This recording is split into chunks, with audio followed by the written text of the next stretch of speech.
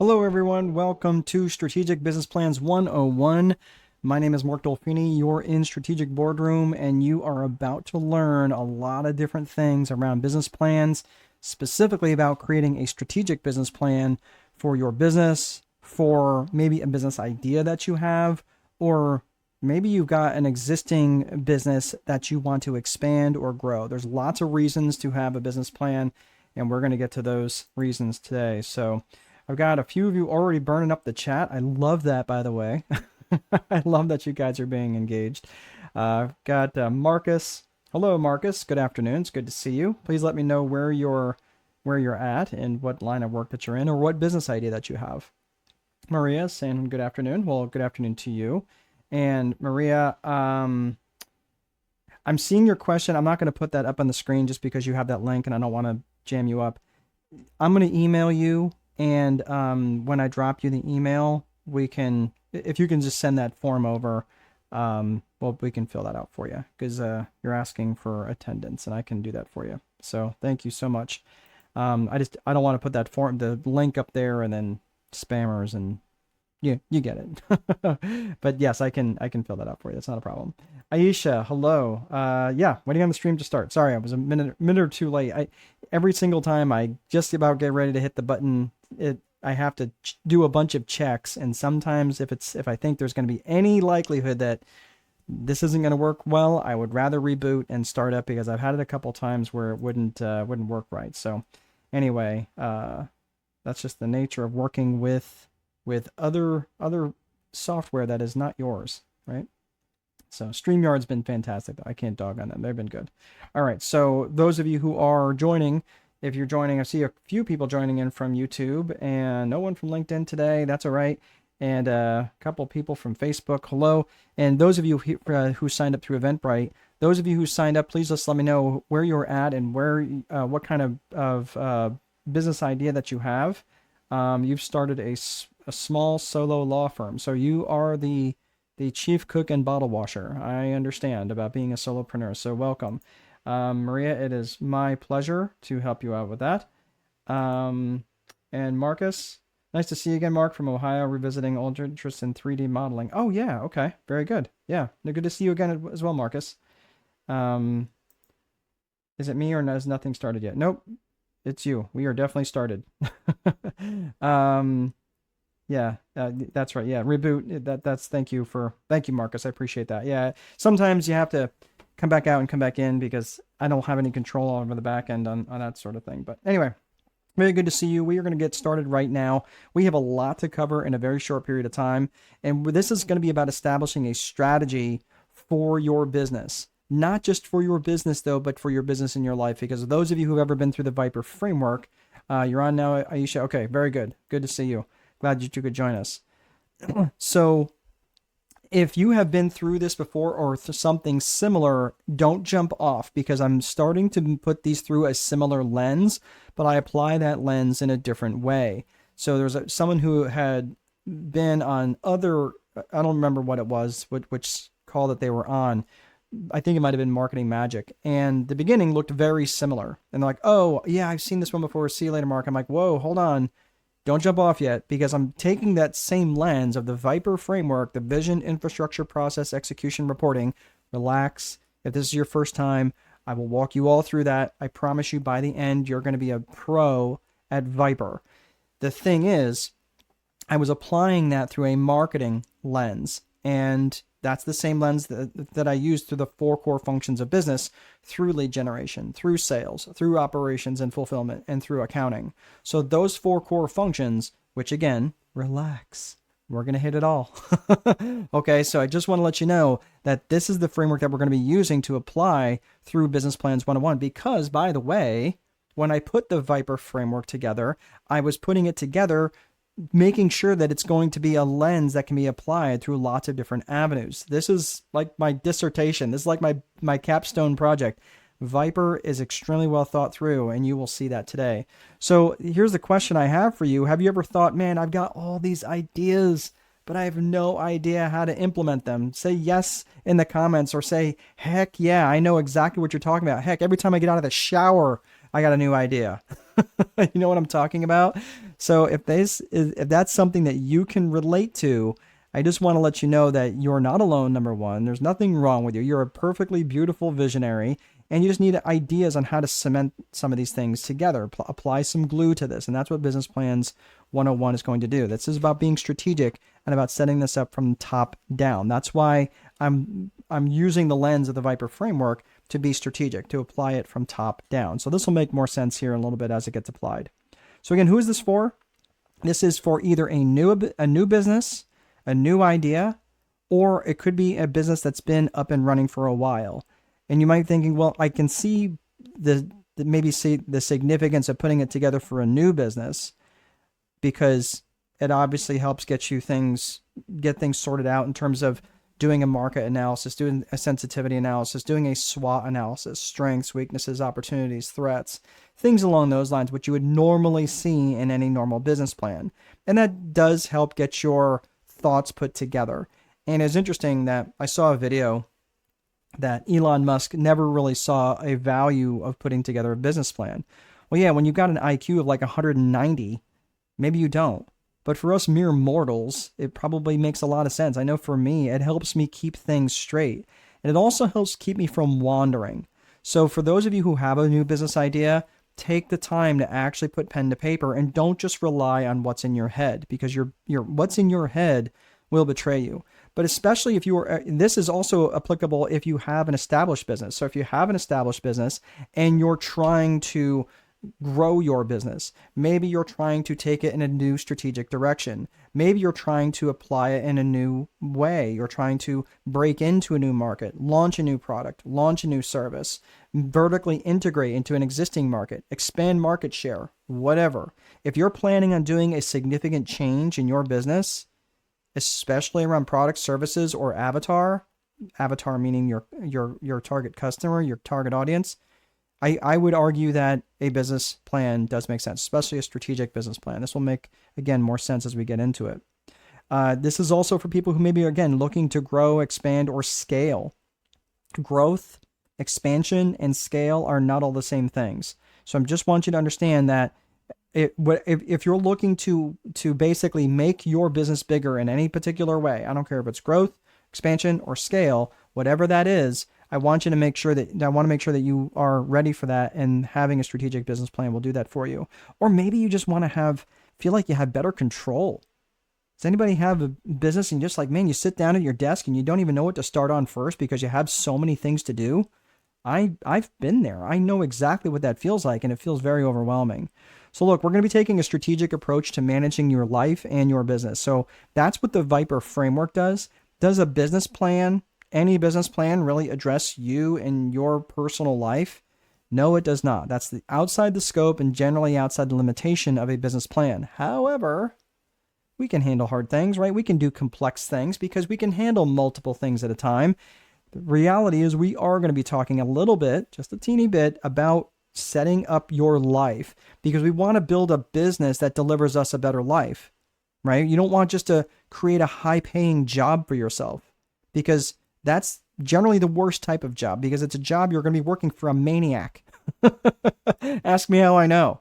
So what I'm saying here is that you want to create a business that is maybe even potentially saleable. Maybe a business that can run without you, or a business that can run without you showing up every day. And that doesn't mean that you still can't work. I love what I do. I love doing what I do right here. But I am transitioning a little bit into doing more stuff, more remote. And I'm not doing as many one-to-one sessions as I used to. And that's been by design. I've kind of been letting that attrition out, and I'm letting other people come into different group trainings or different classroom types trainings. I like doing both, but I am changing a little bit just because there's a different season in our life. Our daughter's 3.5, and she likes spending a lot of time with mom and dad, and we want to travel a little bit more. So doing a lot of one-to-one sessions was not conducive to that. So again, that's why having a business that delivers your personal vision, that's what we're looking for. So we'll get to that here in just a second. So the Time Wealthy Advantage, this is the book over my right shoulder. It's also the book on the screen. If you'd like a copy of this, I'm not here to push or promote the book. You can, if you're outside the US, that's probably your best bet to get a copy of it is order it on Amazon. If you're inside the US and you'd like a signed copy, you can go to strategicboardroom.com, and I'll go ahead and put the banner up at the bottom. You go to strategicboardroom.com and you can order a copy right on the front page. It's pretty easy to find. We'll just put it that way. So that's probably your best bet to get it. So these are all the books that I wrote and published last year, the Time Wealthy Advantage, plus those 4 different guides. And all of these things specifically, the reason I'm putting these up here, not to impress you, but to impress upon you that what it's like to have control of your calendar. Because I'm the author of 8 different books. I'm currently in a PhD program for pursuing my PhD in organizational psychology. My bride and I, we have a 3.5-year-old, a 17-year-old, and a 20-year-old. We've got a lot going on, right? But I've also got several businesses that are running. I've got 2 other businesses that run, and they're both related to real estate. Most of my money comes from that. I do have a business here, this strategic coaching business, which I really love. And I've employed hundreds of employees over the years. I've hired good ones. I've hired bad ones. I've hired others. I'm like, oh my gosh, how in the world did I deserve these people? I've done it well, and I've done it bad. And I've been broke, and then I've been wondering how I'm going to make payroll every other week. And then I've also had significant amount of financial success. But I have something much more precious than all of that stuff, and that is my time. And that is, look, the point is here, and this is why I want you to start thinking about this from the context and from the aspect of looking at creating this business and having this business plan that's not just going to give you piles of money, but it's also going to give you a lot of control over your calendar. Because there's no point in making piles of money if it takes you all of your waking hours to do it. And this is the what we got to do is go to the jumpy place, right? The most exhausting place on the planet is one of those trampoline parks. And when you're a 3.5-year-old, it is literally the most fun place ever, because you get to watch your 53-year-old father almost have a heart attack as he jumped up and down for like 25 straight minutes, which was fun, but I was absolutely exhausted. And I did that.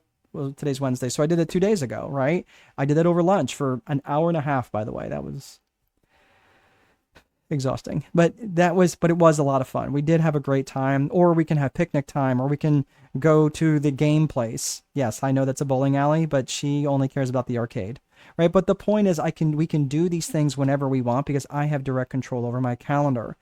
And for those of you, what I don't want you to do is I don't want you to get to a point where you're feeling unfulfilled in your business and you're completely burned out by your business. You're uninspired. You can't think of your next actions because you haven't been strategic, because you haven't put together a strategic business plan. Or maybe you're in business with someone else, and and I see this with a lot of couples that are in business together, that are husband and wife, and if they're not fighting about money, if they do every now and again go on a date night, the date night turns into a board meeting, because all they do is talk about the business.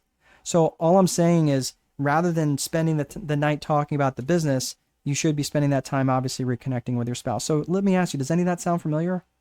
Okay. I mean, again, this is not judgment, it's confession. That's what my life used to look like. So this is the crux of Strategic Business Plans 101. So let's get to the agenda. We're going to talk about the systems part of the business, which is absolutely critical. You have to have systems for every business, and that's going to be part in the strategic business plan. By the way, for those of you who are signed up through Eventbrite, yes, you will be getting a replay, number one. And number two, for anybody that wants to stay on the call, you will be getting, I will show you how to get an actual download straight to your email, straight to your computer. You don't even have to enter in an email, how to download a business plan template for your business. I'll show you how to get that at the end. So there's a systems component to the business. And then of course there is a psychology component to business, and you have to have both legs. You have to have systems, you have to have psychology. And if you don't address both, your business is not going to be highly functional. The last component we're going to talk about are the 4 core functions of business, and it has to be true in every single business. Every business has these 4 core functions, and that's just the way it goes. Because if you don't have all 4 of these functions, it's basically a side hustle at best. So when we're talking about the business approach, by the way, if you guys have any questions along the way, go ahead and put them in the comments, because I will have some natural breakpoints here. Number one, so I can answer your questions. And number two, so I don't die and I'm able to drink some water. So if you have any questions, just make sure the questions are really specific, because if you say like, what does that mean? And I talk for another 4 minutes and then I come back to the question, I'm not going to know which that you mean. So make sure you're really specific in your question. All right, so let's get to the business approach. Again, we're talking about both systems and psychology. So let's start with the systems first. Like I said, everything related to the systems side of the business is in the time wealthy advantage. And this is, if you're looking for a much deeper dive in the Viper methodology, that's going to be in that book. And it's like a 280 page book. So there's a lot in there, but it's really going to help give you a framework that you can apply for any type of business that you want to put together. So the Viper method is an acronym for vision, infrastructure, process, execution, and reporting. And it takes a very top-down approach to how you're going to look at both your life and your business. Your life as a business owner, your life as a mother, your life as a father, your life as a friend, parent, daughter, whatever. It's going to look at that first and foremost, and that framework. So therefore, that vision piece, it has two components. That vision piece has a personal vision component, and it has a business vision component. So let's look at personal vision first. Again, the personal vision, this doesn't have any spot in a strategic business plan template. And it really shouldn't, because it generally, the constituents that are going to be looking at the business plan might be bankers or investors, or could be your local town board if you've got a business idea or whatever. They're not going to care about your personal vision, right? Now, they might care if that personal vision has something to do with them, but again, not all personal visions are, and the personal vision should be personal to you. So again, you start thinking about what you want your relationship with your spouse to look like. What do you want your relationship with your children to look like? What do you want your relationships with your friends to look like? With your faith, with your community, with your wellness, all of these different aspects of your life. So when you start looking at this, now you're going the primary question that personal vision asks is, where do you want to go? Where do you want to go, Aisha? Where do you want to go, Marcus? John, where do you want to go? Jacob, where do you want to go? Where do you want to go in your life, Maria? And I want you to start thinking about this from that perspective, to say, okay, cool. If your job description wasn't a life description, if you woke up with plenty of money tomorrow morning where you never had to worry about income generation again, what would your life look like day to day? Fine, go out and buy the crap that you want to buy and take the trips that you want to take. But at the end of the day, you're going to wind up home. At the end of the day, you're going to wind up in your house.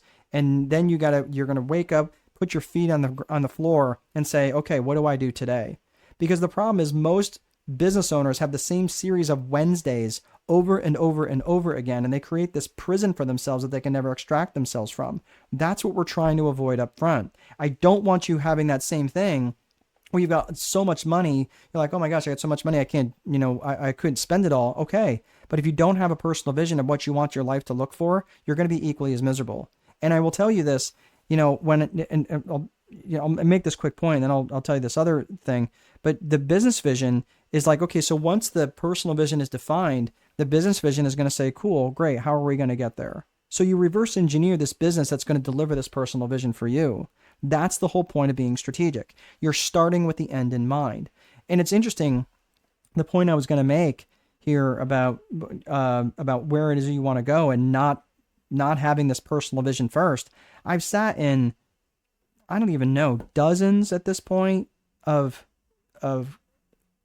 seminars and conferences and masterminds, sitting in there with people who I know legitimately are making a lot of money. Some of them are making net 6 and 7 figures a month.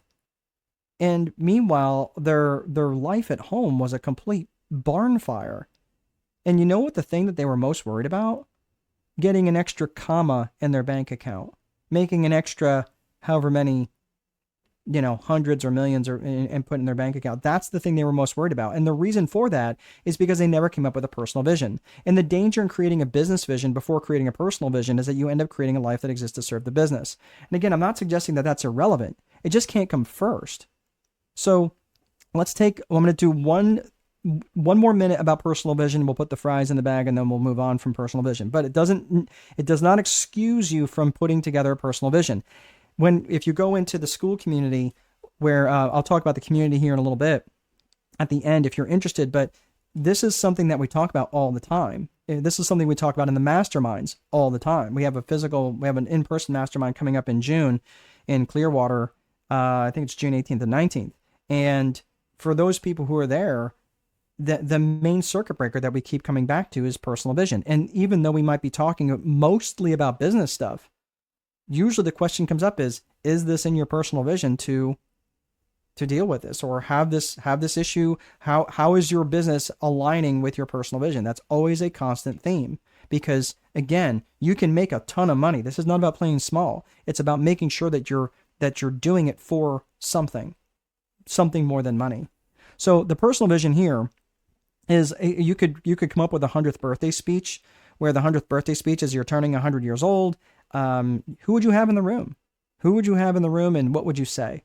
And what would be the message that you would want for others to carry outside the room when you were done speaking?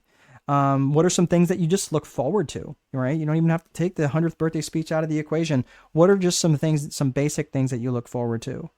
Or finally, what are just some things you've always wanted to try? What about those sorts of things? What would that look like for you? Now, for those of you who are like, man, 100th birthday speech, dude, I'm in my 20s. That's like, 75 years from now. I'm not even thinking that. Okay, fine. But if that's too far out for you, start thinking about a next milestone. Maybe when you're turning 40, or maybe when your kids are turning 18, or some other milestone. What would be the speech that you would say? Who would you want in the room? And what would you say? So let's put the fries in the bag on personal vision for now. Let's talk about business vision. So from here forward, we're going to be talking about business stuff, and specifically related to the things that you're going to put into your business plan. So let's start thinking strategically. So in order to think strategically, we have to think top down. In order to do that, you need to start defining the basic building blocks of your company. And this is the DNA of your company. And that DNA is defined by 3 C's. The 3 C's of business vision are core purpose, core values, and client avatar. Core purpose, core values, client avatar. So this is, hang on one second, Marcus. I'm going to come back to that. So the any time that I get hired as a strategist or as a fractional CSO is a chief strategic officer. Anytime I get brought into an organization acting in that role, I'm looking through this lens right here to see whatever dysfunction may reveal itself. And if they're telling me up front that, well, we've got problems with our staff, that there's lots of gossiping going on, they're just not getting along, they're not working together, there's lots of turnover with our staff, there's lots of attrition, there's lots of turnover with our customers, we're just not profitable, we're not keeping as much as we should, we're having trouble keeping or attracting the right customers. All of those things that I just mentioned are related to one of these 3 C's of business vision, and sometimes multiple things. So I'm just letting you know, you can spend time doing this or not spend time doing this. It does not affect me at all. But if you do this, it will absolutely change your life. So let's get into a little bit of this. I don't have time to unpack these really, really deep, but I'll give you a couple things just to kind of chew on. This is something you can get into much later or much deeper if you prefer. If you want to buy the book, you can do that. But if you want to get into the training course on the school community, this is something that we spend a ton of time on. Because the core purpose, core values, and client avatar, they have to be well defined. And there's just a constant honing and sharpening of the saw. So let's get into core purpose. Core purpose is specifically what business are you in, and specifically what problems do you solve. And it's really important that you be really specific. Because if you're not specific in the core purpose, what happens is people start to get really confused about what it is that you do.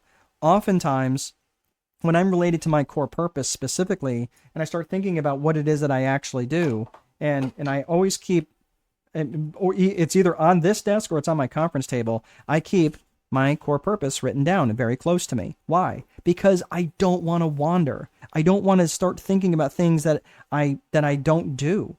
Because you want to think of yourself as, look at the framework of a mechanic.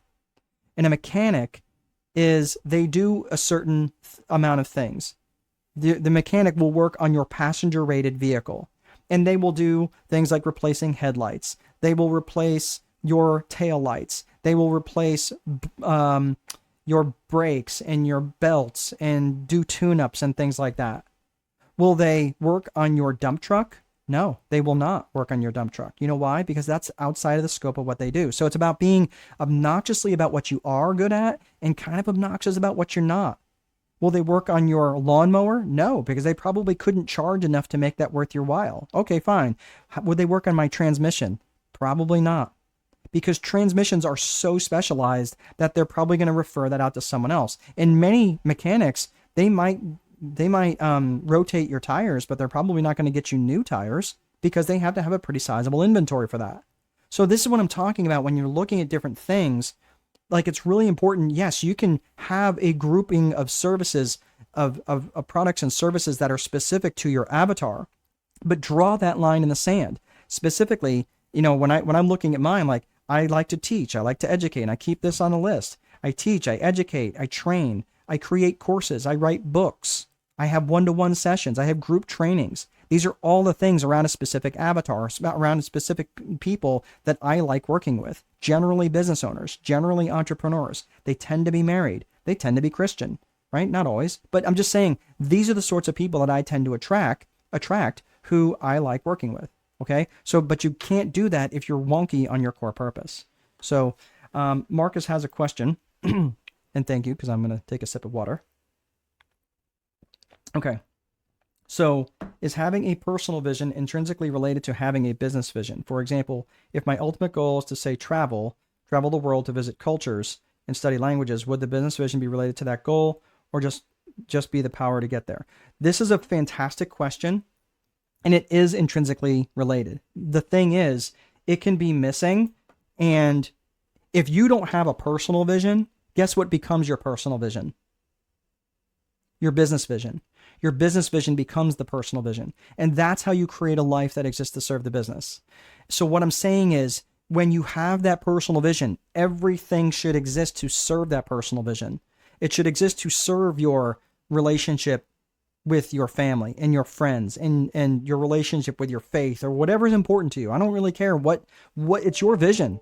Don't have a vision just because you said I should have that. No, I'm not the one that's going to drive that. You should have that on your own. And if you have core values, which we're going to talk about core values here in a second, if you have core values that are in alignment with people in your world, then you can have a vision that aligns with those different things.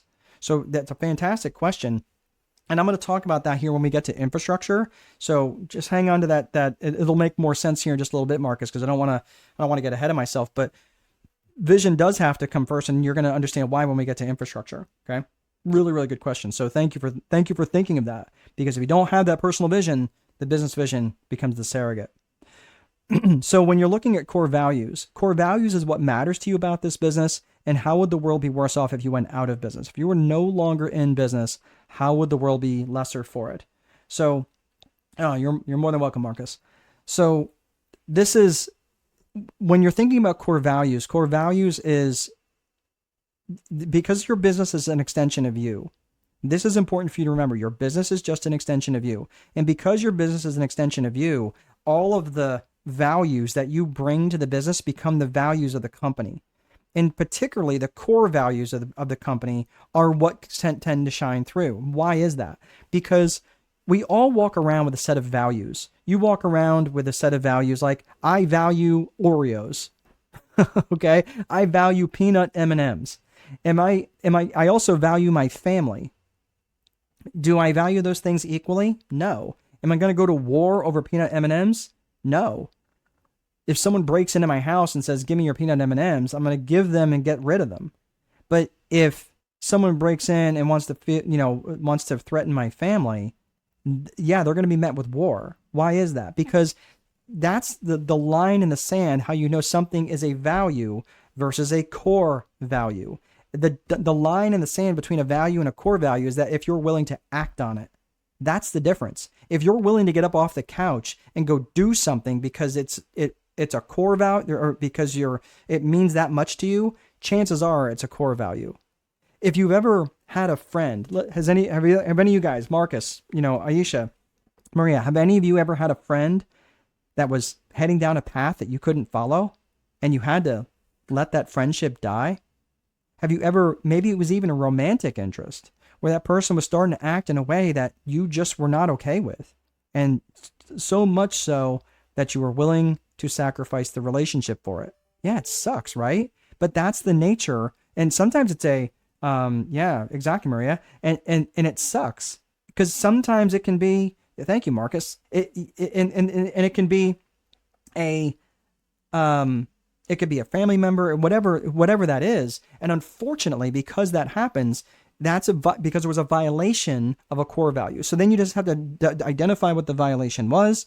Maybe they were lying to you, they were dishonest, they were whatever, maybe they because you've got a strong sense of justice and they were doing something that was clearly wrong and you have a higher moral sense for justice and you're like, no, I can't do that, right? Whatever it is, you have to think of the opposite. So if they were violating the law and you're like, well, no, justice is important to me. Or if they were acting out of integrity, meaning that what they said and what they did were not in alignment. That's integrity, right? They were lying to you. That's honesty. Whatever that is, that's how you can start to define what that core value is. And that's how you're going to apply these things to your business. Why does this matter? Yeah, thank you, Aisha. Why does this matter? What does this have to do with business planning? It has everything to do with business planning because here's the reality. The core values are what determine the company culture, and the company culture and the company brand are inextricably linked. That's the deal. So if you're trying to build a business and you're really trying to build a world-class organization, you cannot do this without identifying the core values. And your business plan is absolutely the place where you identify the core values. And I'll tell you why. Because the minute you start bringing people into your organization, and I'm talking vendors, subcontractors, and employees, if you don't define your core values, they will be defined by the strongest personality in the room. And you better hope that it's always you that's in the room. That's the problem. So this is why you want to define those core values. The last piece of this, we talked core purpose, we talked core values. Now let's talk about client avatar. Client avatar specifically is who you want to work with. Ideally, who is that person or group of people or couple or whatever? Who are they? And I want you to think about it in terms of geographics, demographics, and psychographics. This gets right to the heart of the matter of your target audience. Who's the market you're going after? And define them geographically, demographically, and psychographically. So geographics is where they are, demographics is who they are, and psychographics is how they think and how they buy. So when you're starting when you're thinking like geographics is straightforward, demographics is like, are they married? Are they single? Are they rich? Are they poor? Are they have kids or no kids? Things like that. That's pretty straightforward. But the psychographics is a little bit trickier. In order to wind that and make a little bit more sense, when you're thinking about psychographics, you're thinking about ALIA, A-L-I-A. And that's their attitudes, their lifestyles, their interests, and their aspirations and goals. So once you understand their attitudes, what is their attitude towards your business? What's their attitude towards your industry? And if you can understand their attitude, like many people have a negative attitude towards attorneys, for example, right? Who's my attorney that was here? Is that you, Maria? I apologize. I can't remember. But if that was you, and if you understand the Aisha saying, yes, sometimes your values just no longer align. Yeah. So Maria, right? So you're an attorney. There are many people who have a negative attitude towards attorneys. That would be important for you to know in advance, because in your marketing, you could say, hey, have you had a bad experience with an attorney? How about having a good experience with an attorney? If you have legal needs, why don't we talk? Right? Do you think that might resonate? That might get around that conversation because like, oh my gosh, like the minute you say, well, I'm an attorney, meanwhile, they go to their little file cabinet in their head and have all the negative thoughts, and they're going to apply that to you. And you're now paying for everyone else's past sins. Okay. So again, I want you to think about that. Maybe if you're a property manager or you're a landlord or whatever, what's the attitude that's going on in the mind of your avatar? What's the lifestyle that they live? Are they young and jet setting, or are they old and jet setting? Do they have grandkids? Like what's their lifestyle? What are their interests? Do they like baseball? Do they like American football? Do they like European football? Do they like NASCAR or Formula One, whatever. Once you understand their interests, again, you find a way to connect with them and you can find a way to have affinity with them. And the last piece is aspirations and goals. And when you really understand someone's goals, and if you can align your product or service with their aspirations and goals, it's like a license to print money. So all of these things are really critical to understand your target audience, specifically your client avatar. And this is going to help you much more when you're actually putting together the components inside a business plan. So the Viper framework isn't really something that you're going to use for a business plan per se. This is really about coming and setting it up strategically. But all these different elements you are going to apply to the business plan. You'll see it here. There's 9 different components to the business plan, and you'll see that here in a bit. So all of these things, the core purpose, the core values, and the client avatar, I'm just telling you, take the time, write these things down. And if you're not clear on them, you're not really sure how to do this, then let's you and I have a conversation. Maybe you need a little bit of coaching. Maybe you need a little bit of help with this. But if not, that's okay too. But the thing is, I would say from a perspective of from a 1 to a 10, for each one of these things, 1 to 10 on your core purpose, how clear are you? 1 being very low, 10 being I'm super clear. 1 to 10 on your core values, where are you at? 1 to 10 in your client avatar, where are you at? And I'm going to throw a little wrinkle in this one. If they're not written down, you cannot give yourself more than a 5. And I'm telling you, like, you have to have these things written down, because I will tell you that your mind will play tricks on you. And when you start writing, you're like, no, it's right up in here. Okay, great. You got it in your head, but then it starts to evolve and you have nothing else previous to compare it against. So that's why you got to be careful about relying on your memory. So this is once we got this clear for a specific client that I was working with, this guy, Aaron, he's a fractional CFO, and he's holding his very first check. And once he defined his client avatar and he really started, he wasn't spending a lot of time on his core values, but he was getting there. But he really spent a lot of time on his core purpose, and he really spent a lot of time on his client avatar. And that check that he's holding was within 6 weeks after doing this, he got his first check. Let me zoom in on that check a little bit. He's holding a $50,000 check. That was their first payment to him. And they remained a customer for 12 months. So it was a $50,000 buy-in to his retainer, and they were paying him $5,000 a month after that.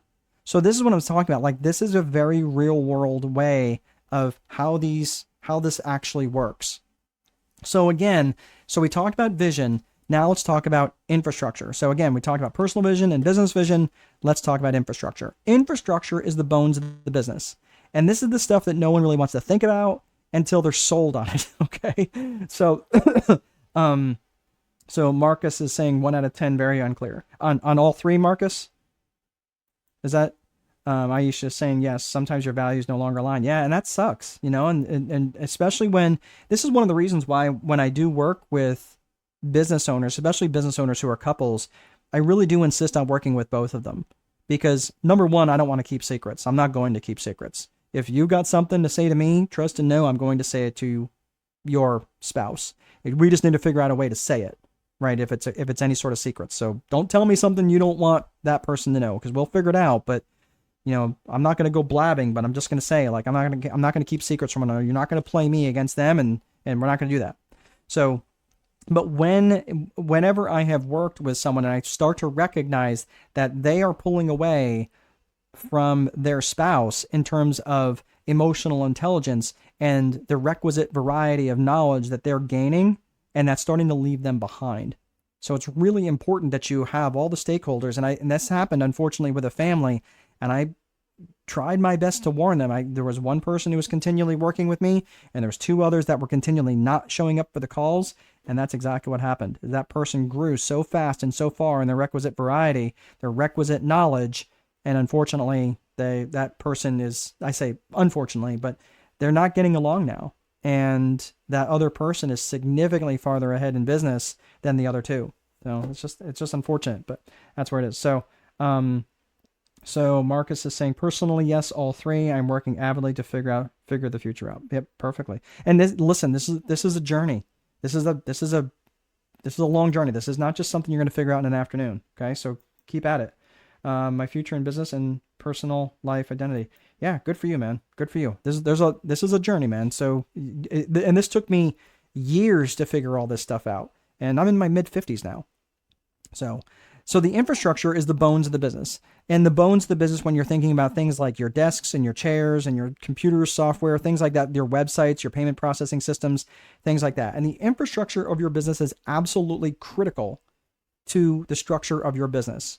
And many people don't think about infrastructure until they're like, oh, maybe we should buy this after the fact.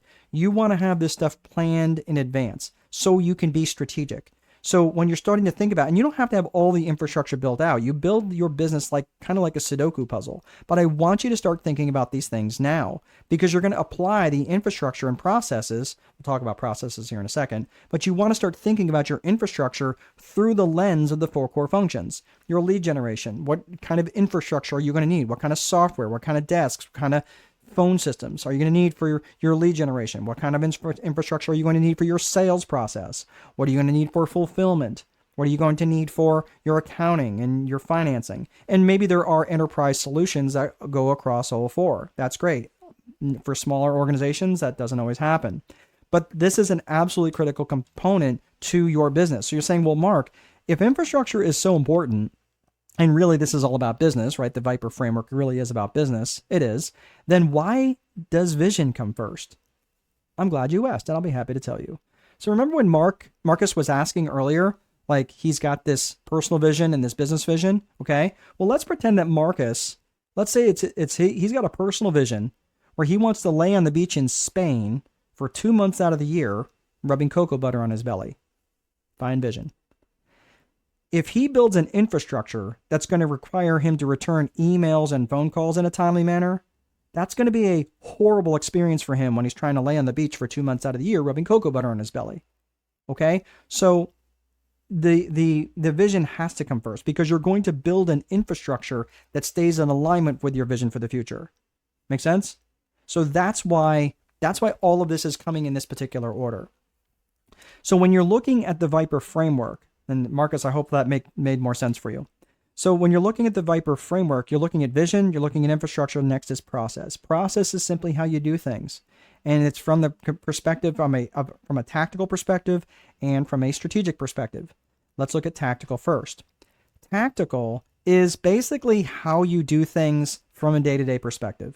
It's your standard operating procedures. It's your checklist items. It's basically how you do things from day to day.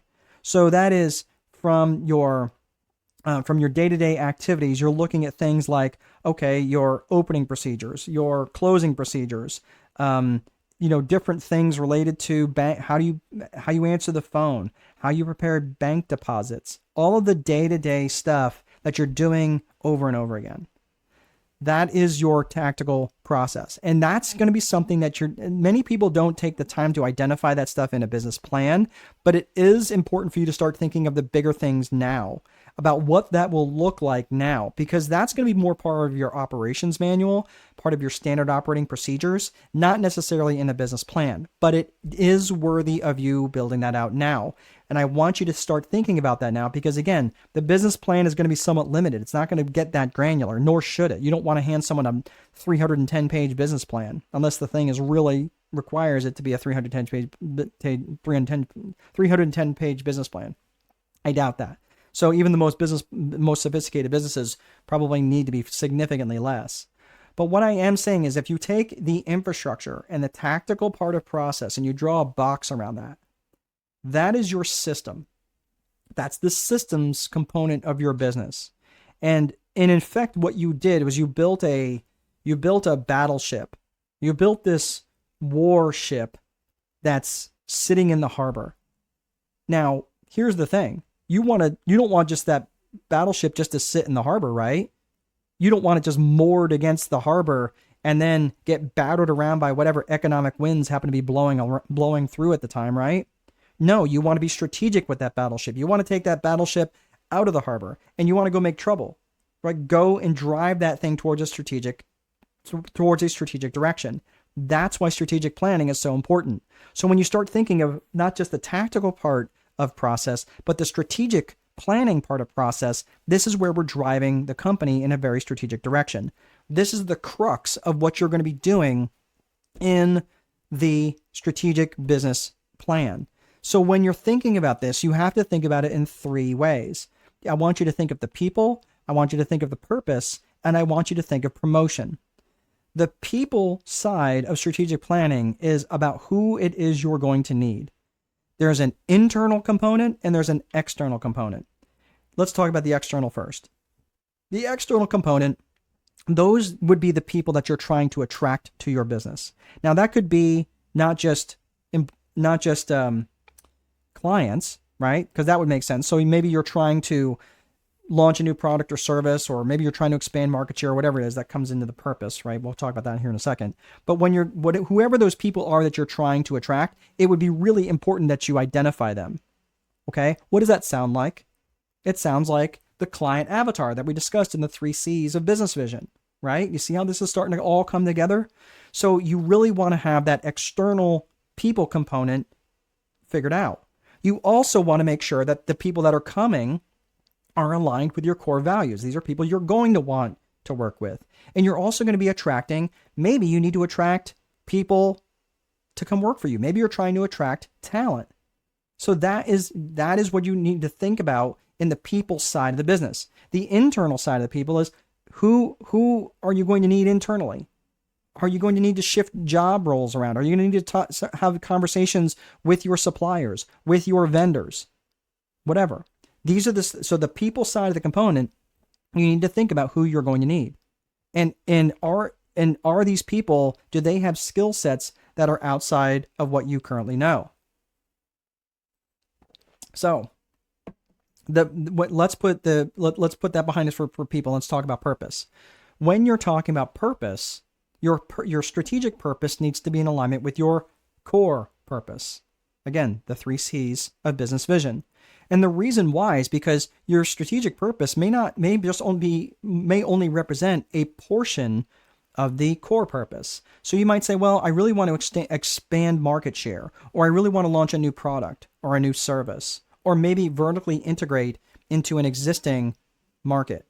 That's the core. That's the strategic purpose aligning with the core purpose. And when the strategic purpose does not align with the core purpose, it gets very confusing. It gets confusing for your avatar. It gets confusing for the people inside your organization. It gets confusing altogether.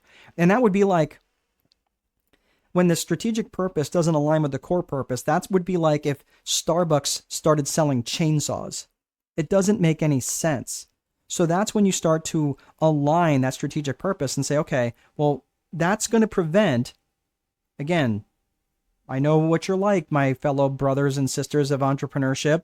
Every time you get out of the shower, you've got a new business idea and you want to do something different. So this is where this is going to help keep you from chasing all these shiny objects, the shiny object syndrome, where you're chasing too many rabbits and you don't end up catching any. So this is why you have to think about core purpose being aligned with strategic purpose. The last part of this is promotion. Promotion is just really, it's about communicating, but communicating and doing it a lot. Okay. So promotion is about telling your avatar, doing a lot of networking, do a lot of promoting, do a lot of marketing, do a lot of advertising, whatever that is. And it's continual. You have to do it a lot. And again, I have literally done 100, and I think at the last count, I've done 110 webinars over the last year. And guess what? There are still new people that are coming to me that have never heard this message before. And if you can check in Eventbrite and say, oh my gosh, he really has done 110. Yeah, I've done 110.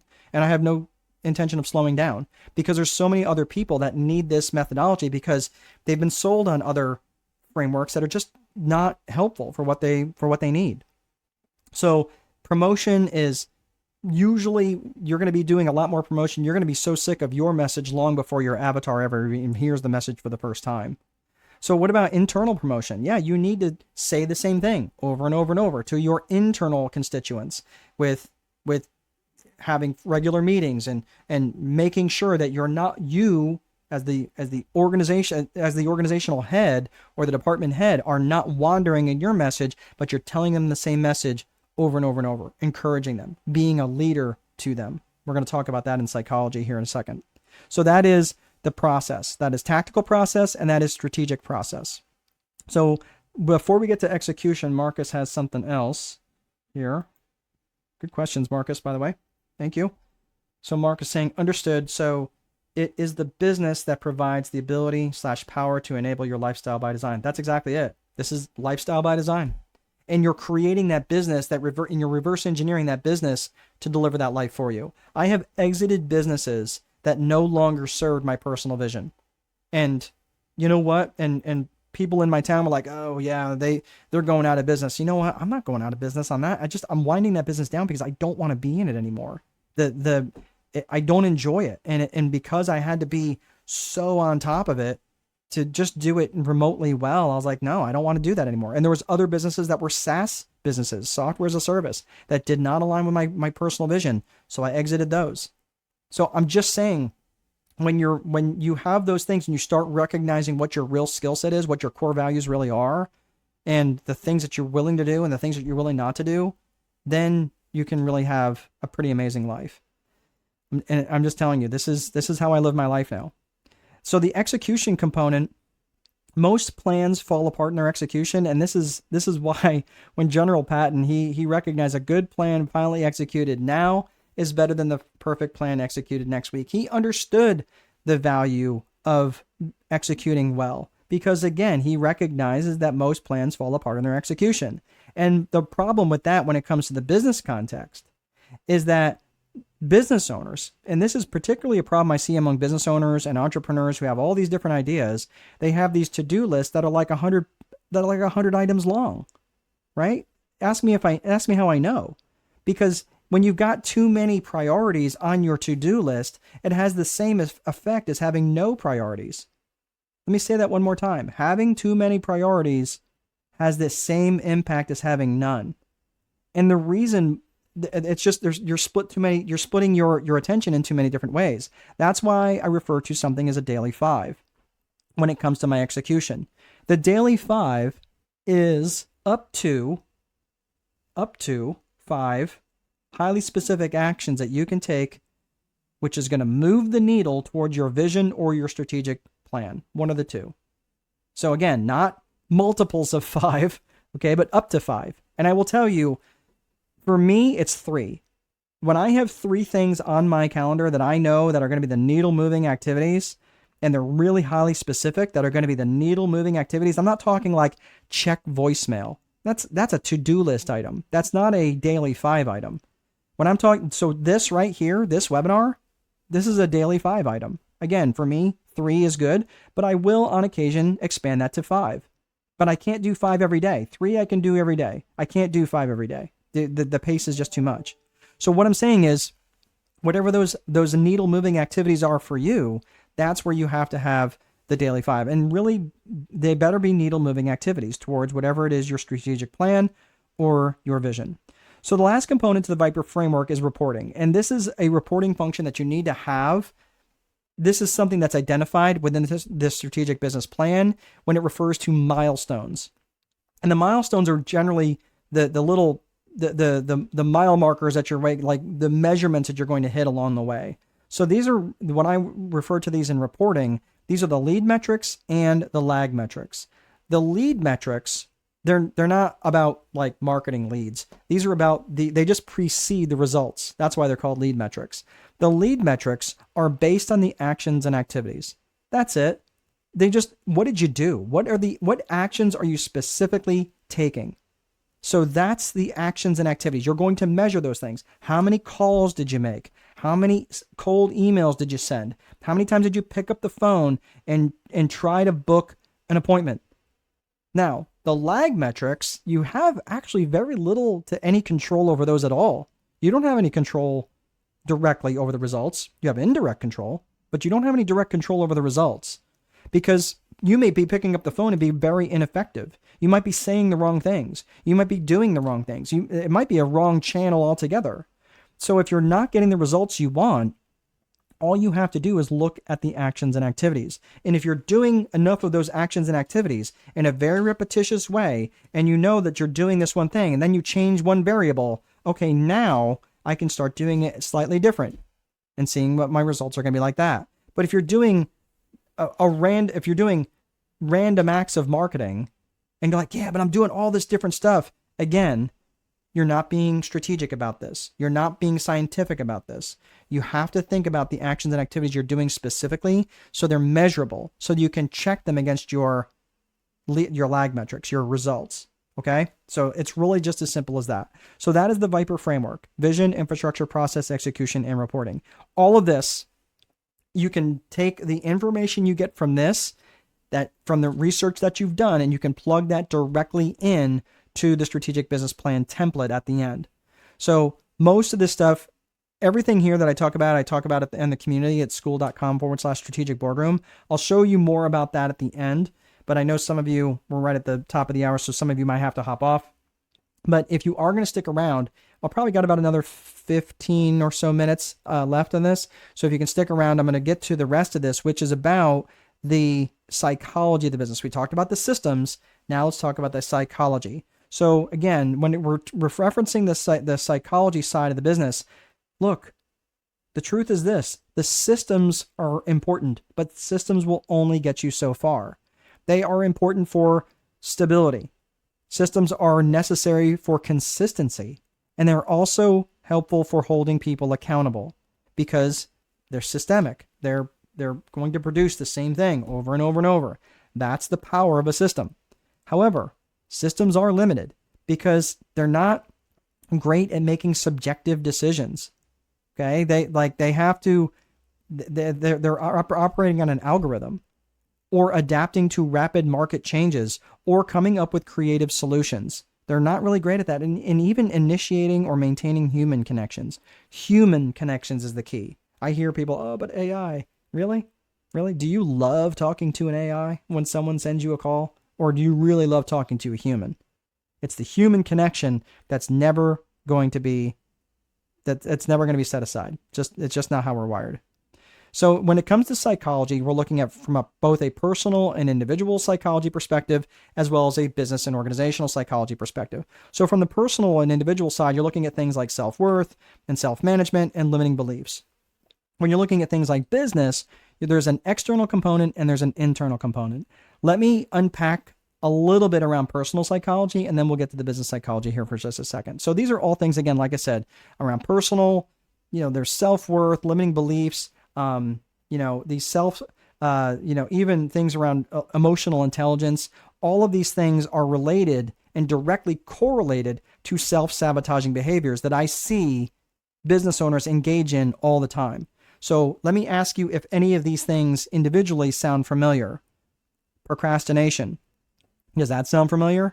How about seeking perfection? That, once this thing is completely done perfectly, then I'll launch it. That was my life story when I was publishing my first book. That was driving me absolutely bananas.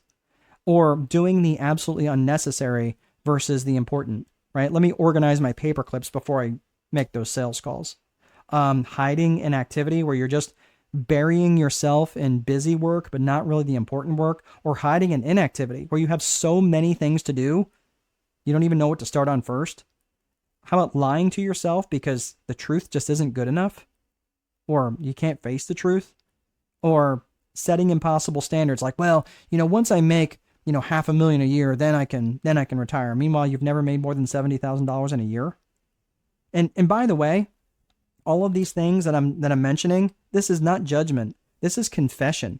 These are things that I'm either actively still struggling with or have struggled with to a much greater degree. I've set a lot of them aside. I would say a lot of these are definitely more blunted than they were. But I might be done with it, but it's not done with me. So you have to recognize these are things that you constantly need to be vigilant for and working on. How about these things? Not finishing things. Have you started things and not finished things? That was the nature of my life until I actually started to recognize how to finish a book. Just reading a book. And last year I read 42. The year before that I read 41. So how many times have you started something and not finished it? Or allowing distractions to occur in your life, or accepting lower standards in your life, letting people treat you badly, not rewarding yourself, or not having downtime, or having a fear of failure or fear of success. Let's pull over and park here and talk about that one for a second. Fear of failure is really more tied to a fear of ridicule, if you think about it. Fear of, oh, well, I'm going to look silly if I do this thing and fail. Man, who cares? Who cares? Would you rather stay mediocre? or a fear of success, where it's much easier to never have something than to have it and lose it. I dragged that around for years around my neck like a millstone. How about false arrogance? Everything's great. No, dude, everything's not great. Like, you're literally not facing reality. Or rescuing other people. How about this one? Why would I rescue other people? Oh, you're a mess? Let me come fix you. Because when I'm fixing that other person, who am I not fixing? Not fixing what's going on in my own head trash. Or nitpicking and picking fights, complaining, thinking that I've arrived. Oh, thank God I don't have to read any more books. I've arrived. I know everything I need to know. Gossiping or comparing, tearing yourself down, not taking ownership of things, being consistently late, having a horrible relationship with time, flying by the seat of your pants, not following through on commitments, having a bad relationship with money, and about 12,000 other things that I could put up on the screen. But for the sake of time, let's just say that there's a lot of things that we carry around in our businesses. And all of this stuff disrupts your ability to grow, scale, or expand your business. And I'm just bringing this up now because you can have the most amazing plan, but if you're running a bad program up here, you're going to struggle. You're going to struggle to execute. You're going to find ways to get back to stasis. The minute you surge up, it's like, oh man, why can't I ever seem to break through? Why can't I ever? Because you're running on a faulty program. So I'm not saying that you can't change that. You absolutely can change that with some training. This is some of the stuff that we work through in Strategic Boardroom. I'm just letting you know, this is the sort of stuff that you have to think about before you start to execute on your business plan. Best thing I can offer you right now is take 100% ownership, because if you don't see yourself as part of the problem, there is absolutely no way in the world you can see yourself as part of the solution. So I just want to make sure that you're introduced to this now, because if you don't address that, you can have the most amazing plan, but again, it's going to revert to the mean. It's going to regress back to the mean. So in terms of business psychology, we're looking at external psychology and internal psychology. External psychology is things like buying psychology, vendor psychology, and even things related to politics. And if you might be thinking like, well, I'm not really a political person, I don't really know. I promise you, if you have a business of any size, the politicians will find you. It's just the nature of who they are. They're going to be looking for campaign donations, or where I'm at, this is my office. Like, I don't have an office in my home. This is like my office building. And I'm on one of the busiest streets in my town. And guess, right around September, October, guess what they want? Yep, they want to put signs in my yard. And I have never allowed that, because the minute I put one, man, they're like dandelions. And the next thing I know, I've got a zillion of them. So I've never gone down that path, but I'm just saying that's what's going to start to attract when you start getting success in your business. The internal psychology is both related to management and leadership. I do want to specifically take a few minutes on leadership, because again, I would argue that it's really important for you to address leadership. There's really not a spot in most traditional business plans to put leadership. However, I do think it's really smart to address how you're going to lead this organization. And the way that you lead this organization, I'm telling you, like I mentioned earlier, I'm in a PhD program right now for organizational psychology. It talks a lot about change management. It talks a lot about leadership, and everything that I have looked at, all the lenses that I have looked through is basically related to these three things: trust, vision, and communication. The truth is this. You have to know how to create trust with people, because if they don't trust you, it doesn't matter that you might have a really cool vision and one that's been shared with them. It won't matter that you're an amazing communicator and that you speak eloquently and you do all the right things when it comes to communication. If they don't trust you, you are not going to be effective as a strategic leader. You just won't. You just won't. When it comes to vision, let's say that they do trust you. Let's say that you spend a lot of time bringing them into conversations and really developing and creating trust with them. And there's 7 elements of trust around character and competence and caring and communication, consistency, and communication, or I think I skipped one. No, communication. Yeah, it's communication. Communication, commitment. Commitment was the one I skipped. So my point is that those 7 elements of trust are so critical, because once you create a trust with them, that's great. But if you don't have a vision that you have shared with them and they have felt like there's some buy-in, that there's some input to that vision, and you've asked them their opinion on that vision and it's a shared vision, most people are much more inclined to carry a ball that they helped inflate. But if you brought the vision down like you're Moses and just laid it in front of them and they have had no input, again, you're not going to be effective as a leader. And you may not even know why. But let's say that, again, you do have their trust and you do have a shared vision, but you're a horrible communicator and you basically type back to everybody in all caps, or you send one-word replies in your emails, or you don't communicate often enough, or you treat communication like a megaphone and not a telephone. That's a problem. Again, you're ineffective in your communication. You're not going to be effective as a leader. So you might be thinking, does leadership really matter that much? Absolutely it does. And I'm going to show you why. The leadership, I'm writing my 9th book. It's called Leader Boss. And Leader Boss brings together these two ideas of compassion and candor. Compassion is when you really care about someone and you really do have compassion for where they're at. But compassion also gets, when there's too much compassion and not enough candor, when you're saying like, oh my gosh, I really care for this person. I really, my heart hurts for that person, but you're not being honest with them. You're not bringing enough candor to the conversation. You're not telling them the things that they actually need to know. That's when a boss gets walked all over. That's when people say, oh, I'm too nice. Okay, yeah, you're too nice, because when you're too nice, what ends up happening is people walk all over you. That's when you have too much compassion and not enough candor. However, let's say that you have too much candor and not enough compassion. That's when they're going to say, have you ever heard the phrase like people don't care what you know until they know how much you care? That's very true. They need to have some sense that you have some compassion for them. But if they feel like all you are is just bottom line and you become very legalistic, like, oh, you got to follow the policies or you're going to get written up, dude, they are going to do exactly what you want them to do and not one thing more. Don't ask them to show up early. Don't ask them to show up late. I mean, that's just the way it is. And that is because you have too much candor and not enough compassion. So I would say that it takes equal amounts of both. You have to have equal amounts of compassion and candor so that when they're showing up in a way that's not conducive to the environment or the vision of the company, you have to be able to say, hey, look, man, I like you as a person, but this behavior can't fly.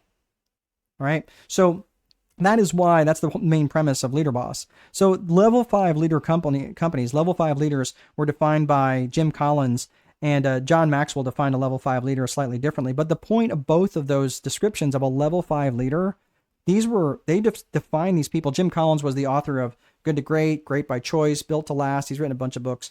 John Maxwell's written all the books, literally hundreds, probably more than 100 at this point. But when they refer to level 5 leaders, they're talking about people who are putting the organization first. So these companies, they represent these leaders represent companies that are significantly more profitable. They grew much faster than their industry counterparts. They had a very strong company culture, and wouldn't you know it, they had a defined set of core values. How about that? Like a bad frickin' penny, right? So that bad frickin' penny keeps showing up. Yeah. So here's what I'm saying is that when you're looking at these different companies, okay, the Amgen, Intel, Microsoft, and Southwest, these are the types of companies that had really rock star leaders. And these were companies that had multiples of, now I'm not saying, so if you put in $1,000 in the overall stock market and $1,000 in Amgen or $1,000 in Microsoft, you earned 56 times more than your returns in the stock market. That's what I'm talking about. And that's by having a level 5 leader. So I'm just letting you know, leadership also, because they've got the really good leaders, the 100 best places to work list frequently represents the highest stock returns. And that's because they've got good leadership. So leadership does make a huge difference. And that's because growth necessitates change. And leadership is what manages that change. And then remember, the speed of the leader is the speed of the team. A team cannot outpace the leader. So if you're making decisions and it takes you forever to make decisions, you have to recognize that you're the bottleneck in the company. And If you're trying to grow and you're trying to grow quickly, then you may have to step out of the way and let someone else lead it. Because that's why many times the founder of the company sometimes has to step aside and put someone else in place because they don't make decisions fast enough, and they recognize that as a weakness of the company, and they're going to put the company first. So this is something that I worked with. This is a couple that I worked with, Brian and Kara. Brian lives here in Indiana, and he's got a string of coffee shops, and I give Brian a ton of credit because not only has he become a better leader in his organization with his coffee shops, and it's expanded significantly. I think he's got 5 locations now, but he's also grown his real estate portfolio. He's had a lot of success, but they spent a lot of time working on not just about the systems of their businesses. He had a pretty good system, but he's also really started paying attention to the leadership within his businesses so he doesn't have to run them all the time. And he's got a really good leader that's running the show now. So that is the system side of the business. That's the psychology side of the business. Now let's talk about the 4 core functions. The 4 core functions have to be true in every single business. And these 4 core functions are as follows. They're around lead generation, sales, operations, and accounting. And your customer's journey through your company happens in that order. First lead gen, then sales, then operations, then accounting. And they experience them in a very real way. So when you're thinking about your lead generation, and you really have to be really clear about what you're wanting to develop in your lead generation, because this is where you're starting to target your client avatar.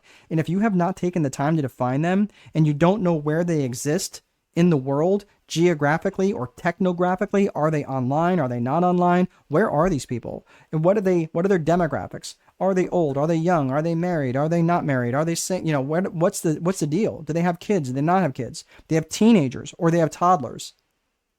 So sometimes it's hard to tell the difference. But the difference of targeting that client avatar, that's when you know exactly who you want to work with, and it's much easier for you to direct your marketing to. And by the way, these are people that generally going to bring the most amount of money and bring you the least amount of headaches. And I don't know about you, I don't like headaches. So this is where, when you start to recognize, and this is 15 reasons why people will buy, and you start to think about the client avatar that you want. So, hey there, Carla V. Good to see you. Or Carter. I'm sorry, Carter V. Good to see you. I thought that's who you were. Okay, so what I would recommend for you guys and gals is take these 15 reasons why people buy. You can take a screenshot of this, or you can do whatever you want to do with this. Write this down real quick. But I want you to take these 15 reasons, and I want you to think about how all the different ways how you help your prospect make money, or save time, avoid effort, escape pain, which is physical pain, emotional pain, spiritual pain. How do you give them more comfort or better health? And keep in mind, that could also be in the form of less stress, or feel more love, or gain praise, or increase their status with their tribe. How do you bring truth to them, especially if they have felt lied to in the past? Or how you help them growth in their knowledge, growth in their faith, growth in their wellness. Is what you're bringing to them new? Is it novel? Or how do you help them feel more in control or more certain? And how can you help them be in contribution to others? So this is what I'm saying. So what I want you to do is I want you to take and put this into play, where you're saying, okay, so let's make money. What are all the ways, directly and indirectly, that you help people make money? How do you help people make money? Carter, I'm gonna talk about that here in just a hot second. So, how you can communicate with me. So, but I want you to think about all the ways that you help people directly or indirectly make money. Directly or indirectly is the key, and come up with 10 different reasons. Come up with 10 different reasons for all of them, of how you directly or indirectly help them save money, or how you directly or indirectly help them save time, avoid effort, escaping pain. Okay. And now if you did 10 for each one of these, now you've got 150 different ways that you can help your client avatar. That's really powerful. And now again, do you think you can apply that towards that Aaliyah, towards their attitudes, or towards their aspirations and goals? Absolutely. This is why it's so incredibly important. And the lead generation function, I'm telling you, you cannot get lax on this, because everything that you do in your organization needs to support the lead generation function. Because the truth is, you can have the most amazing business. You can have the most amazing product or service. You can have the best, most efficient business. You can be an absolute paragon of truth and justice and virtue. Your sales technique so dialed in that you could sell ice to Eskimos and voting booths to Castro, and you can still starve. That's the truth. So you can never, ever take your foot off the gas when it comes to lead gen. So the different lead generation activities, when you're looking, especially if you're looking to grow, you need to be spending probably 60 to 70% of your total time in lead generation activities. And that's just not your time. I'm talking about the organization's time. And that's a hard metric to hit. But I'm telling you, if you can do this, you will be on a growth. I mean, you will grow much faster than you would ever expect it. But you've got to be directive towards your lead generation activities. So once you're in your lead generation function, that attracts the client avatar. Now the sales conversation, it just continues the conversation that's been started by the lead generation function. And most effective sellers understand that effective selling isn't about holding people's heads underwater until they say yes. It's about finding effective solutions. So then these people, once they've been closed, then they get handed over to fulfillment and the operational function. Now, generally, with most business owners, if you're going to get stuck, you generally get stuck in the operational function. And that's where you get stuck doing the websites or the whatever business that you happen to be in, whatever the core purpose generally is. And the last function is if you are going to ignore something, generally you're going to ignore the accounting. And it usually sounds something like this. Well, I've got more money in my bank account this month than last month. I must be doing okay. Okay? And I have an accounting degree, by the way, and I have said those words. I am the least qualified person to do my own books. Not that I'm least qualified. I'm least qualified because I know I won't do them. I would have to fire myself after the first day. So, in that same vein, let me ask you, are all these things the same skill set? No, clearly they're not the same skill set. That's the issue. So when you are bringing people into your organization, guess what you're going to bring? Guess what I want you to think about when you're bringing people in your organization? That's right, your core values. These core values, again, are going to be people that align with how you are going to do business, what matters to you about this business, and again, the lines in the sand that are almost the fireable offenses if they violate them. Like I said earlier, the core values are what define the company culture, and the company culture and the brand are inextricably linked. So when you're bringing in not just people from an employee perspective, but you're also bringing in those customers that all are in alignment with those core values. And the nice thing about core values too is they create a sense of unity, and the vision that you've created will thrive in that environment.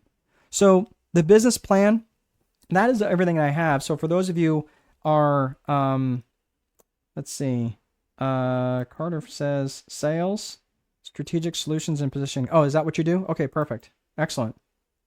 So the business plan here, well, I'm going to show you guys here really quick about how you can get a copy of your business plan. Again, you can just go to my website and download it. You don't have to enter in any email or anything like that. But the 9 components of the business plan itself are going to be related to industry, product or service, your target market, which is kind of related to the client avatar that we talked about, which is, then we're going to be talking about demographics, the market size, the competition within the market, and then the marketing strategy, how are you going to actually reach those people, critical risks, your SWOT analysis, your strengths, your weaknesses, your opportunities, and your threats. And sometimes it's a little bit tricky to do on your own. Sometimes you really do need someone's help. So if you have someone to help you, definitely get them to help you. If you would like my help on that, let me know. I can certainly talk with you about that. The financial side of the business plan, and also the metrics and milestones, which is the R in the Viper framework. Okay. So again, all of these different areas that we just talked about in this 9 functions is everything we talked about with either within Viper, the Viper framework, vision, infrastructure, process, execution, and reporting, or the 4 core functions of business: lead generation, sales, operations, and accounting. And again, and even through the leadership model of trust, vision, and communication. So it really hits all different areas. So if you'd like to get a copy of the business plan, I'm going to show you how to do this. I'm going to walk you through it a couple different times because I know people are like, wait a minute, I missed that. Do it again. So you're going to go to strategicboardroom.com. Relax. I'm going to do this twice so you can see it. You're going to go to this is the page. The menu is a little different, but basically the courses and logins is still up there on the right-hand side. So you'll see it up there on the top for courses and logins. You'll click on that. you're going to scroll down until you see the free courses and downloads, and then you will select the free 9-step business plan template. Okay, so let me bring that all the way back. So you're going to go to strategicboardroom.com. You'll open up the page. You'll see courses and logins at the top. You scroll down a little bit. You'll get to the free 9-step business plan template. Okay, so that is everything there. Let's see. Marcus has a question. Get myself down there. All right. Marcus, this has been the most beneficial event I have had the pleasure of being a part of. Oh, well, I'm glad to hear that. Thank you very much for your contribution to myself and this community of dreamers and entrepreneurs. Thank you much for your time, Mark, and continued passion, and congratulations to make the efforts to create your ideal lifestyle. I'm rooting for you and your family. Marcus, thank you so very much. That means a tremendous amount to me. But here's the thing. I'm glad that it's been beneficial, but and I don't work for applause. I want to know that your life is better. I want to know that you're the one that's going to be changed by this. So I want to know what you're going to do. We'll be keeping in touch. You're going to be hearing from me. We're going to be emailing. Okay, so keep an eye out for emails that come with strategicboardroom.com at the end. But I'm just letting you know. I love that this has been helpful for you. But I just want to let you know. I want to know what you're going to do. Like, what are the specific actions that you're going to be taking? Because again, I'm glad this was helpful and beneficial for you. But I want to know that you're actually taking action on them. If you are someone who is interested in having someone help hold you accountable to taking action, and you'd like to be part of a community, I'm just letting you know I do have a community. It's school.com/strategic boardroom. I will go ahead and put the link in the chat as well. So that way you can just click on that if you'd like. I've got several different levels that you can join. Just depends on really what it is that you're wanting. If you're wanting individual one-to-one coaching from me, if you're wanting just be part of the community, and where again we'll be on lots of different group calls. But if you're interested, just go to that and select whatever is most beneficial for you, what's most appropriate for you based on how quickly you want to go, what your budget is, and so forth. Right now, I'm just letting you know I've only been in the school community for a couple of months, so I'm taking all the time to actually reshoot all of my videos and put them into and making them very specific to this community. So this is all very new and updated content that's in there. So just letting you know, it's not completely built out yet, and the pricing reflects that. So I'm just letting you know, if you're thinking, okay, pricing looks a little wonky. Yeah, it's not. It's that it's wonky. It's just that I priced it low right now for people who actually do want to come in. So I'm just letting you know, if you come in, if you come back to this in a month's time, or maybe even less, and the pricing is different, I'm just letting you know why. So you might want to take advantage of that now. So once you're in at whatever price level, it will not change on you. You are more than welcome, Marcus. Excellent. Thank you. You'll be in touch. Fantastic. Aisha, I'm glad that this was helpful for you guys. So this is everything that I have, guys. Thanks so very much. Really quick, I just want to let you know, in terms of the strategic boardroom, there is group trainings every single week, several times a week, actually. There's classroom video sessions, there's one-to-one strategy sessions, and I also offer a 90-day money-back guarantee. I ment to put that up earlier. I forgot that I put the slide in there, so there it is. For those of you who are over $500,000 in sales and you'd like to say, hey, what is it like to work with me directly?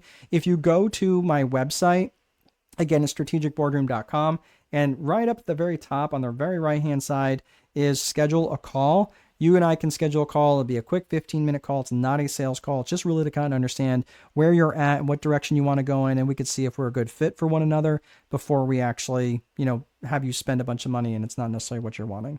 So let's see. Maria, you're going to be, so it's going to be strategic. It'll be events@strategicboardroom.com. So you'll be getting that email. You'll be getting a link back to that. But again, if you'd like to schedule a session, if you're over $500,000 in sales, otherwise I'm going to be sending that to you here in just a little bit. So it'll be events@strategicboardroom.com. I can go ahead and put that in there for you. So events.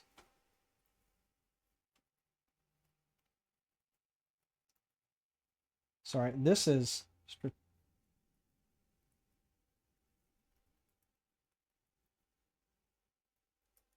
I think that's right. Sorry, nope, I misspelled it. Yeah, sorry. It is. No, I think that's right. So You see there. Events at strategic. No, strategic. Don't type that one. That one will not work. Sorry. It's events at strategicboardroom.com. I can't, the font is so small and I don't have my glasses on. And I am in full denial that I actually need glasses, but my 54-year-old eyeballs, almost 54-year-old eyeballs, are not quite working as well. But that's the point. Yep. There it is. Marcus is helping me out with the assist. Thank you. That's it. So we'll have, there you go. Everybody's got it now. All right.